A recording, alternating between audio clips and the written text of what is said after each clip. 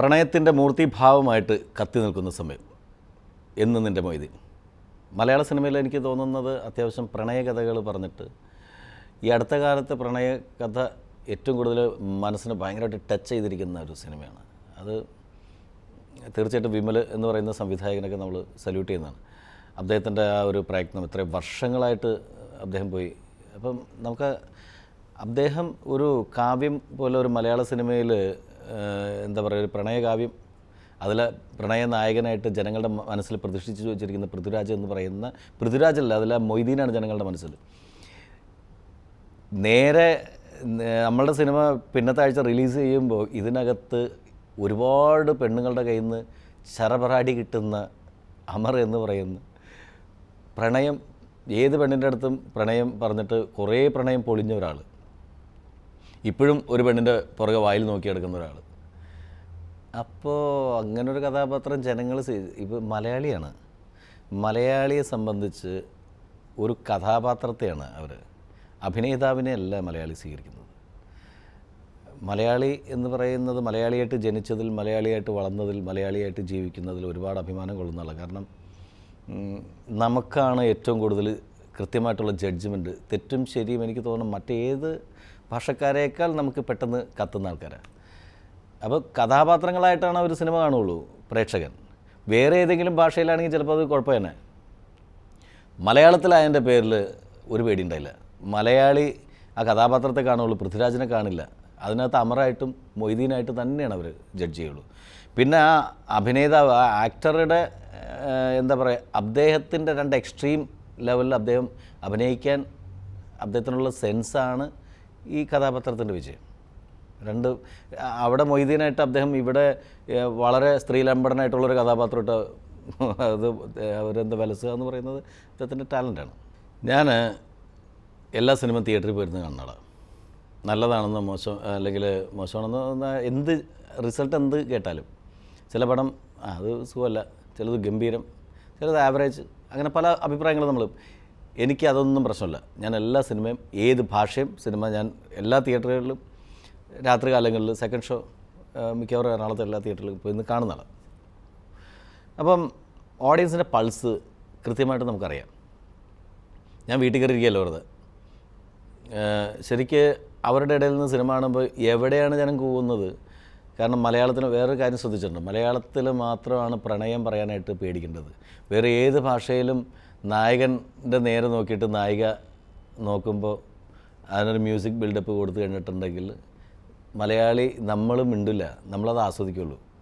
ഷാരൂഖ് ഖാൻ്റെ നേരെ നോക്കിയിട്ട് കജോള് ചിരിച്ചു കഴിഞ്ഞിട്ടുണ്ടെങ്കിൽ നമുക്ക് മനസ്സിലായി ഇതേ പ്രണയം തുടങ്ങി എന്നുള്ളത്. നമ്മളൊന്നും പറയാൻ പോകില്ല. ഇവിടെ പക്ഷേ ഒരു നായകൻ്റെ നേരെ നോക്കിയിട്ട് നായിക തിരിഞ്ഞ് പോകുന്ന വഴി ഒന്ന് തിരിഞ്ഞു നോക്കി ചിരിച്ചാൽ അതിൽ ചിലപ്പോൾ പണി കിട്ടും. അത് അസ്ഥാനത്താണെങ്കിൽ എപ്പോൾ തിയേറ്ററിൽ കൂവിന്ന് വെച്ചാൽ മതി. കാരണം നമുക്കത് നമ്മളുടെ മനസ്സിൽ എന്തോ ആ ഒരു എന്താ അതിൻ്റെ ഒരു സെൻസ് ഓഫ് ഹ്യൂമർ അല്ലെങ്കിൽ ക്രിട്ടിസൈസ് ചെയ്യാനായിട്ടുള്ളൊരു മെൻറ്റാലിറ്റി ഉള്ളതിൻ്റെ പേരിലായിരിക്കാം നമ്മൾ അങ്ങനെയൊക്കെ ചിന്തിക്കുന്നത്. അപ്പോൾ എവിടെ കൂവും, എവിടെ തട്ടുകിട്ടും, അല്ലെങ്കിൽ എവിടെ കൈയടിക്കും, എങ്ങനെയുള്ള സാധനങ്ങൾ പറഞ്ഞാൽ ഇഷ്ടമാണ് യൂത്തിന് അല്ലെങ്കിൽ ഫാമിലിക്ക്. ഫാമിലി ഏത് കാര്യം പറഞ്ഞാലാണ് ഫാമിലി കൈയിൽ എടുക്കാൻ പറ്റുക? ഇതെല്ലാം ഒരു ഓഡിയൻസ് എന്നുള്ള നിലയിൽ, സാധാരണ പ്രേക്ഷകൻ എന്നുള്ള നിലയിൽ സിനിമ കാണാൻ പോയിട്ട് മനസ്സിലാക്കിയ കാര്യങ്ങളാണ്. അല്ലാണ്ട് ഞാൻ ഒരിക്കലും ഇപ്പോൾ സിനിമ ഇതിന് വേണ്ടിയിട്ട് ഒരുപാട് പഠിച്ച് ഡയറക്ടറെ വേഷം വെച്ചിട്ടല്ല, അസിസ്റ്റൻ്റ് ഡയറക്ടറായിട്ടോ അസോസിയേറ്റ് ആയിട്ടോ ഏതെങ്കിലും സിനിമയ്ക്ക് വേണ്ടിയിട്ട് പോയി വർക്ക് ചെയ്തിട്ട് ഉണ്ടാക്കിയ എക്സ്പീരിയൻസ് അല്ല. തിയേറ്ററിൽ എന്നെ സിനിമ എങ്ങനെ ചെയ്യണം എന്ന് പഠിപ്പിച്ചത് പ്രേക്ഷകരാണ്. ദിലീപ് അന്നും എന്നും എൻ്റെ നല്ല സുഹൃത്തുക്കളിലൊരാളാണ്. ദിലീപിന് എനിക്ക് വേറെ കാര്യമുണ്ട്, ഈ സിനിമ ഞാൻ ചെയ്യുമ്പോഴും എൻ്റെ ധൈര്യം എന്ന് പറയുന്നത് എൻ്റെ കൂട്ടുകാരൊക്കെ തന്നെ. എനിക്കെന്തെങ്കിലും സംഭവിച്ചാൽ എന്നെ പൊക്കിയെടുക്കേണ്ട കൂട്ടുകാരുണ്ട്, ആ ഒരു ധൈര്യമുണ്ട് എനിക്ക്. അപ്പോൾ എനിക്ക് പരീക്ഷണങ്ങൾ നടത്താം എങ്ങനെ വേണമെങ്കിലും. ഫ്രണ്ട്സ് ഉള്ളത് തന്നെയാണ് എൻ്റെ ഏറ്റവും വലിയ ധൈര്യം. എൻ്റെ സുഹൃത്തുക്കളെ ഏത് സമയത്തും എനിക്ക് കിട്ടും. അപ്പോൾ അതിൻ്റെ പേരിൽ അല്ലാണ്ട് എനിക്കൊരു ആവശ്യം വരുമ്പോൾ മാത്രം ഞാൻ അവരെ തേടി പോരെ. അനാവശ്യമായിട്ടിരിക്കുന്ന സമയത്ത് ഒരു ആവശ്യമില്ലാത്ത സമയത്ത് എനിക്ക് വേണമെങ്കിൽ എൻ്റേതായ റൂട്ടിൽ എനിക്ക് ഇപ്പോൾ ഈ അമർ അക്ബർ അന്തോണി എന്ന് പറയുന്ന സിനിമയിൽ ദിലീപൻ എന്ന് പറയുന്ന നടനെ നമുക്ക് ഈ സിനിമയിൽ ആവശ്യമില്ലാത്തതാണ്. ഈ സിനിമയിൽ അമറും അക്ബറും അന്തോണിയായിട്ട് ഇപ്പോൾ ഈ പറഞ്ഞ പോലെ നമുക്ക് ചിന്തിക്കാവുന്നുള്ളൂ.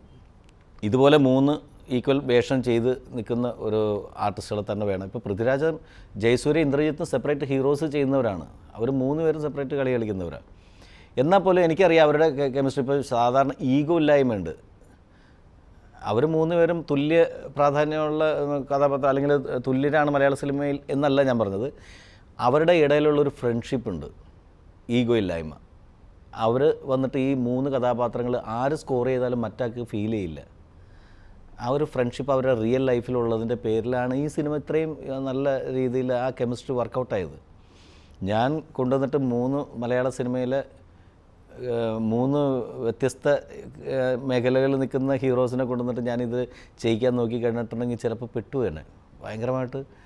ഷൂട്ടിങ്ങിൻ്റെ സമയത്ത് ഞാൻ വളരെ ടെൻഷൻ അനുഭവിക്കേണ്ടി. ഈ സിനിമയുടെ ഷൂട്ടിംഗ് എന്ന് പറയുന്നത് വളരെ റിലാക്സ്ഡ് ആയിരുന്നു. ശരിക്കും പറഞ്ഞ ഒരു ടൂറ് പോയ പോലെയാണ് എല്ലാവരും മൈൻഡിൽ. ലൊക്കേഷനിലൊക്കെ എന്ന് വെച്ചിട്ടുണ്ടെങ്കിൽ പലപ്പോഴും പല എൻ്റെ സഹപ്രവർത്തകർ വന്നിട്ട് കണ്ടിട്ട് പറഞ്ഞു, എടാ നിനക്ക് ആദ്യത്തെ പടം ചെയ്യണതിൻ്റെ യാതൊരു ടെൻഷനില്ലേ? നമ്മൾ എന്ത് ടെൻഷൻ, നമ്മളവിടെ പാട്ടും പാടി വെള്ളം ഉണ്ടാക്കി ഒരു പക്ക ജോളിയായിരുന്നു എല്ലാവരും. അതിന് കാരണം എന്ന് വെച്ചിട്ടുണ്ടെങ്കിൽ ഒരു ശക്തമായിട്ടുള്ള സ്ക്രിപ്റ്റ് കയ്യിലുണ്ടേ. സ്ക്രിപ്റ്റിൻ്റെ അകത്ത് ഇമ്പ്രവൈസ് ചെയ്യാനും കാര്യത്തിന് അത്യാവശ്യം കാര്യങ്ങളൊക്കെ നമ്മൾ ഷോട്ട് എടുക്കുന്നതിന് മുമ്പുള്ള ഇമ്പ്രവൈസേഷൻ മതി. പിന്നെ ഒരു ജഡ്ജ്മെൻറ്റ്. ഈ സിനിമ സ്ക്രിപ്റ്റ് വായിച്ചപ്പോൾ തന്നെ ഈ സിനിമ ഞാൻ കണ്ട ആളാണ്. ഈ വിഷ്വൽ കണ്ടത് ഇപ്പം നമ്മൾ തിയേറ്ററിൽ ഓടിക്കൊണ്ടിരിക്കുന്ന വിഷ്വൽ ആദ്യത്തെ പ്രാവശ്യം അല്ലെങ്കിൽ രണ്ടാമത്തെ പ്രാവശ്യം നമ്മൾ ഇതിൻ്റെ ഫൈനൽ ചെയ്തതിന് ശേഷം വായിച്ചപ്പോൾ ഇത് മുഴുവനും സിനിമ കണ്ടിട്ട് അതിൽ നിന്ന് വ്യത്യാസം വന്നേക്കുന്നത് എനിക്ക് തോന്നുന്നത് പലപ്പോഴും ചില ലൊക്കേഷൻസിൽ നമ്മൾ ചെന്നിട്ട് നമ്മളുടെ മനസ്സിൽ വേറെ ലൊക്കേഷനായിരിക്കും, ഷൂട്ട് ചെയ്യുന്ന വേറെ ലൊക്കേഷനായിരിക്കും. അങ്ങനെയുള്ള ചേഞ്ചസ് മാത്രമേ വന്നിട്ടുള്ളൂ. ബാക്കിയെല്ലാം കൃത്യമായിട്ട് ഞാൻ ഈ സിനിമ എത്രയോ പ്രാവശ്യം ഓരോ പ്രാവശ്യം സ്ക്രിപ്റ്റ് വായിക്കുമ്പോഴും കണ്ട് അതിൻ്റെ പേരിൽ അതിൻ്റെ ഒരു ജഡ്ജ്മെൻറ്റ് ഉണ്ടായിരുന്നു.